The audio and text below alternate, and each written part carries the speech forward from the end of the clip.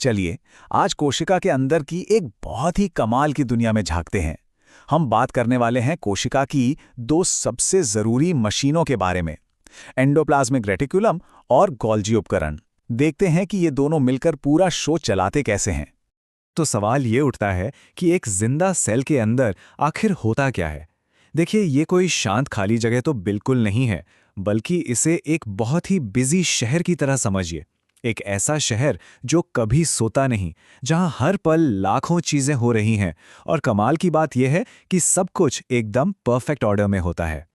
और इस शहर को समझने का सबसे बढ़िया तरीका है इसे एक छोटी सी माइक्रोस्कोपिक लेकिन जबरदस्त एफिशिएंट फैक्ट्री की तरह सोचना। हाँ, एक फैक्ट्री। इस फैक्ट्री में हर डिपार्टमेंट का अपना एक खास काम है, और आज हम इसी फैक्ट्री की असेंबली लाइन का एक टूर करने वाले हैं। तो इस फैक्ट्री टूर पर हमारा सबसे पहला स्टॉप है प्रोडक्शन हब, और इसका नाम है एंडोप्लाज्मिक रेटिकुलम, या शॉर्ट में कहें तो ईआर। तो आखिर ये एंडोप्लाज्मिक रेटिकुलम है क्या भला? देखिए, इसके नाम में ही इसका राज छुपा है। जालिका या रेटिकुलम का मतलब ही होता है एक छोटा जाल, और सच में ये ठीक वैसा ही है। ये झिल्लियों का एक बहुत बड़ा आपस में जुड़ा हुआ नेटवर्क है जो पूरे सेल में एक हाईवे सिस्टम की तरह फैला हुआ है। अब जरा इसकी बनावट को देखें। ये लंबी लंबी नलियों और कह सकते हैं कि थैलों का एक बहुत बड़ा जाल है। और सबसे दिलचस्प बात पता है क्या है? ये जो पूरा नेटवर्क है ना, ये सीधे सेल के हेड ऑफिस यानी न्यूक्लियस से जुड़ा होता है। सोचिए, और ये इतना इतना बारीक होता है कि इसे देखने के लिए एक बहुत पावरफुल इलेक्ट्रॉन माइक्रोस्कोप चाहिए होता है। अच्छा, तो हमारी इस फैक्ट्री के प्रोडक्शन फ्लोर पर दो अलग अलग असेंबली लाइंस हैं, और दोनों के काम भी एकदम अलग हैं।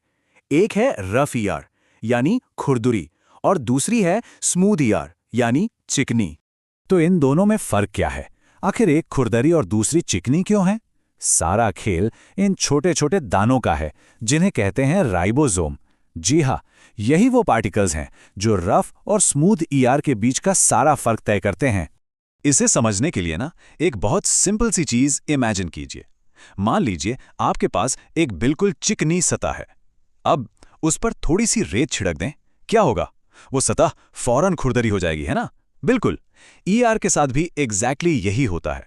जब ये राइबोसोम के दाने ईआर की सतह पर चिपक जाते हैं तो वो बन जाती है रफ ईआर। तो चलिए दोनों की सीधी सीधी तुलना करते हैं। रफ ईआर जिस पर राइबोसोम चिपके हैं, उसका मेन काम है प्रोटीन बनाना, और स्मूथ ईआर जिस पर कोई राइबोसोम नहीं, वो बनाती है लिपिड, मतलब कि फैट और ऑयल। तो देखा, दो अलग अलग असेंबली लाइनें और दो बिल्कुल अलग अलग प्रोडक्ट्स। ठीक है, तो फैक्ट्री में प्रोडक्शन तो हो गया, सामान तैयार है। अब क्या? अब बारी है इसे पैक करने की और सही जगह पर भेजने की। तो चलिए अपने टूर के अगले स्टॉप पर चलते हैं, पैकेजिंग डिपार्टमेंट, जिसका नाम है गोल्जी उपकरण। वैसे इसकी खोज के पीछे भी एक बड़ी दिलचस्प कहानी है। बात है 1898 की। कैमिलो गोल्जी नाम के एक साइंटिस्ट थे जिन्होंने पहली बार सेल के अंदर इस स्ट्रक्चर को नोटिस किया। और ये खोज इतनी बड़ी थी कि उन्हीं के सम्मान में इसका नाम गोल्जी उपकरण रख दिया गया। तो ये गोल्जी उपकरण दिखता कैसा है और करता क्या है? सोचिए, ये एक के ऊपर एक रखी हुई चपटी थैलियों का एक ढेर है। इससे सेल का पोस्ट ऑफिस या कुरियर सर्विस कह सकते हैं। इसका काम है ईआर से आने वाले सामान को रिसीव करना, उसे सॉर्ट करना, उसमें थोड़े बहुत बदलाव करना, और फिर उसे फाइनल पैकेजिंग करके सही पते पर भेजना। तो अब हमने फैक्ट्री के अलग अलग हिस्से देख लिए हैं। अब वक्त है इन सबको एक साथ जोड़कर ये देखने का कि ये पूरी असेंबली लाइन मिलकर काम कैसे करती है। ये पूरी प्रक्रिया एक कमाल के तालमेल के साथ चलती है। देखिए, सबसे पहले हेड ऑफिस यानी न्यूक्लियस से ऑर्डर्स आते हैं। फिर ईआर की प्रोडक्शन लाइन पर प्रोटीन और लिपिड बनते हैं।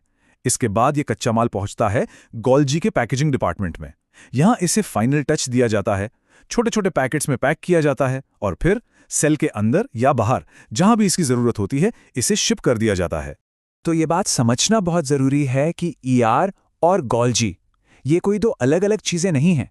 ये एक टीम है, एक डायनामिक टीम जो मिलकर ये पक्का करती है कि सेल की ये फैक्ट्री हमेशा चलती रहे बिना रुके।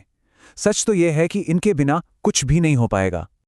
और आखिर में एक सवाल जो सोचने पर मजबूर कर देता है। जरा सोचिए, क्या होगा अगर सेल की ये पूरी फैक्ट्री, ये प्रोडक्शन और पैकेजिंग लाइन अचानक काम करना बंद कर दे? ये सवाल हमें बताता है कि ये नन्हे नन्हे हिस्से हमारी जिंदगी को चलाने के लिए कितनी ज़्यादा ज़रूरी हैं।